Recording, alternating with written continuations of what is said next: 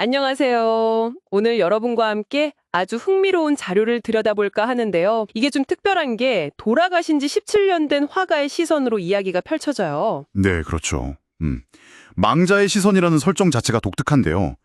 자신의 그림이, 그것도 미완성 작품이 제자 이름으로 전시되는 걸 지켜보는 상황으로 시작하죠. 맞아요. 그 제자가 이제 민교수인데, 그림값은 뭐 천정부지로 올랐고요. 근데 사실은 그게 다 스승인 나의 그림이었다는 거잖아요. 여기서부터 뭔가 비밀이 있다는 게 느껴지죠. 네, 딱 봐도 단순한 미술계 성공 스토리가 아니라는 걸 알 수 있습니다.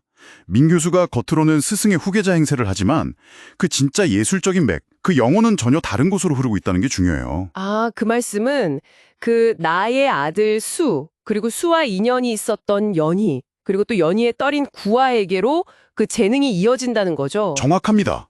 특히 구하라는 인물, 집창충혈라는 굉장히 어두운 환경에서 자랐는데도 불구하고요.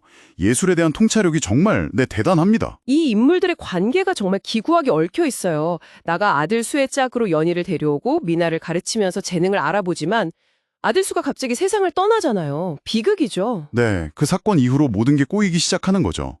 술에 스스로 목숨을 끊고 그때 임신 중이던 연희는 그냥 사라져버리고요. 나에게는 이게 엄청난 충격이고 죄책감이었을 거예요. 그래서 결국 붓을 놓게 되잖아요. 그림을 더 이상 못 그리게 되죠. 바로 그 빈틈을 민 교수가 파고든 거죠. 교묘하게요.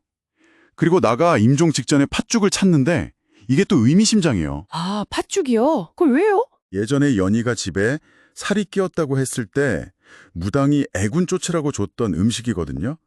그러니까 단순한 미신이라기보다는 연희에 대한 기억, 또 죄책감, 마지막으로 남은 어떤 예술혼? 그런 복합적인 상징 같아요. 그럼 그 마지막에 떨리는 손으로 연희를 그리다가 미완성으로 남긴 그림, 그걸 민 교수가 가져간 거군요. 네, 그렇습니다. 이야기가 거기서 이제 집창촌으로 넘어가서 구아에게 집중되죠. 엄마 연희는 정신적으로 좀 불안정하고 박수라는 인물 감시 아래 옥탑방에 갇혀 지내는데도 구아는 계속 그림을 그려요. 연희한테 어깨너머로 배운 그 민화를요. 참 대단하네요. 네, 환경은 진짜 절망적인데 구아는 그 그림 속에서 어떤 희망 같은 걸 봐요. 민화 속 아빠신이 우리를 지켜줄 거다. 이런 믿음으로요. 구화의 존재 자체가 사실 이 이야기의 핵심 질문을 던지는 것 같아요. 가짜 명성을 쌓은 민 교수와는 정말 극과 극이잖아요. 맞아요. 문화포럼 장면 같은 데서 보면 확 드러나죠. 민화에 대해서 민초들의 한을 극복하고 고통을 이겨내기 위한 그림이라고 설명하는데 이건 이론만 번지르르한 민 교수를 그냥 압도해버리죠. 깊이가 달라요. 예술가에게 고통은 신이 주는 꽃이다. 이 말에 동의하는 듯한 태도도 인상 깊었고요. 네, 바로 그 지점인데요. 나의 상실감, 수의 비극, 또 연희가 겪은 그 모든 고난들이 전부 구하라는 예술가에게 흘러 들어간 것 아닌가 하는 생각이 들게 하죠. 마치 그 팥죽한 그릇에 여러 사람의 아픔과 희망이 다 담겨 있듯이요. 아, 그래서 팥죽이군요. 중요한 지적이십니다.